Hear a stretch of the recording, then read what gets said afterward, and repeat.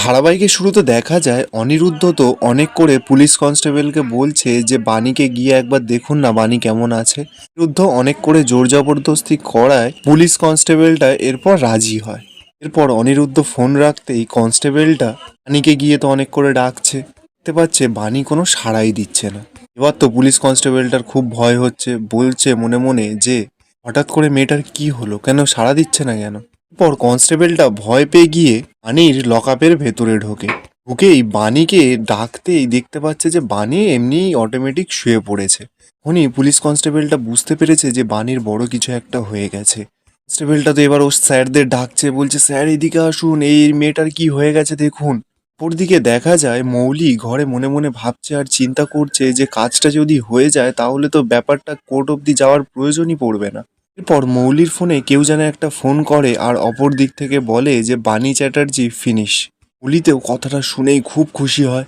দিকে অনিরুদ্ধ তো ছুটতে ছুটতে পুলিশ স্টেশনে চলে এসেছে। অনিরুদ্ধ গিয়ে বাণীর সেই টাকা খাওয়ানো পুলিশ অফিসারটাকে বলছে, স্যার আমি আমার ওয়াইফ বাণী চ্যাটার্জির সঙ্গে একটু দেখা করতে চাই। অফিসারটা তখন অনিরুদ্ধকে বলছে, এটা কি আপনার পার্ক নাকি যে আপনি যখন তখন চাইবেন যে এখানে এসে দেখা করতে পারবেন।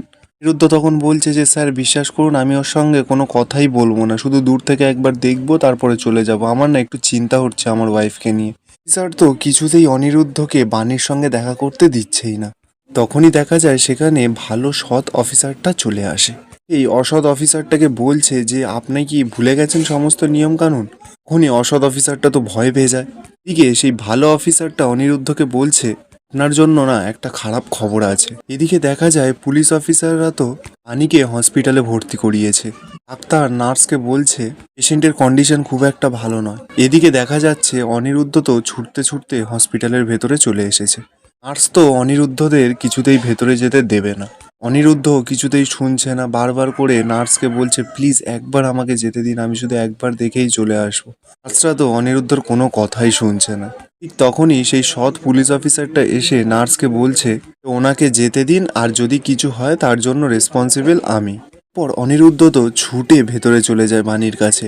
বাণীর কাছে গিয়ে বলছে বাণী তুমি এইভাবে আমাদের ছেড়ে চলে যেতে পারো না, আমি তানিয়াকে কথা দিয়ে এসেছি যে আমি তোমাকে ফিরিয়ে নিয়ে যাবই। বাণী তো কোনো সাড়া শব্দই করছে না। তখনই অনিরুদ্ধ বাণীকে জড়িয়ে ধরে। পর দেখা যায় বাণীর তখনই জ্ঞান ফিরে আসে। ডাক্তার তাড়াতাড়ি করে বাণীকে চেক আপ করে দেখতে পায় যে এটা একটা মিরাকেল ঘটে গেছে। ডাক্তার অনিরুদ্ধকে বলছে যে আমরা তো কখনো ভাবতেই পারিনি যে এত তাড়াতাড়ি উনি রিকভার করে যাবে। অনিরুদ্ধ তো খবরটা শুনে খুব খুশি হয়। এরপর অফিসার গিয়ে বাণীকে বলছে বাণী আপনি আমাদের ক্ষমা করবেন, আমরা এই অবস্থাতেও আপনাকে একটু অস্বস্তিতে ফেললাম, আপনি কি আমাদের একটু বয়ান দিতে পারবেন। বাণী তখন জানায় যে হ্যাঁ ও দিতে পারবে। অফিসার তখন বাণীকে জিজ্ঞাসা করে যে হঠাৎ আপনার এই রকম অবস্থা কি করে হলো। বাণী তখন বলছে যে হঠাৎই আমি ঘুমাচ্ছিলাম, হঠাৎই কেউ যেন আমাকে বালিশ দিয়ে মুখটা চেপে ধরে, আমি কাউকে দেখতেই পাইনি, আমার তো দম বন্ধ হয়ে আসছিল। অনিরুদ্ধ তখন অফিসারকে বলছে দেখলেন তো অফিসার, সেলের মধ্যেও কেউ বাণীকে মারার চেষ্টা করেছে।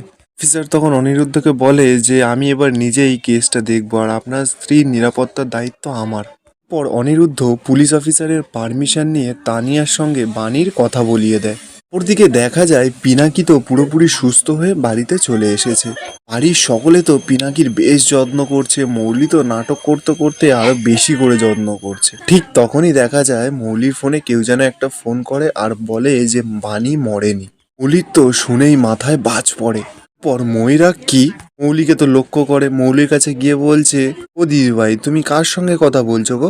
মৌলি তো নয়নতারাকে কিছুতেই ব্যাপারটা বলতে চাইছে না, কথাটাকে ঘুরিয়ে দিয়ে বলছে যে ওই রিপোর্টটা একবার আসতে দাও না, তারপরে তো বাণীর যাবজ্জীবন হবেই, তারপর পুরো সম্পত্তিটা আমি পাবো। নয়নতারা তখন মৌলিকে বলছে কিন্তু ডাকাত রানী আসলে গুলিটা চালিয়েছিল তো। মৌলি তখন বলছে যে what do you mean grand mummy, গুলিটা বাণী চালিয়েছিল। বলেই মৌলি রেগে মেগে চলে যায়। তারা তখন মনে মনে বলছে দিদি ভাই তোমার হাব ভাব দেখে মনে হচ্ছে যে তোমার মধ্যে কিছু একটা গন্ডগোল আছে, আর তোমার মধ্যে না সমস্ত কিছুই পসিবল। আগে তো ডাকাত রানী জেলে ঢুকুক, তারপর তোমার রহস্য আমি ভেদ করছি।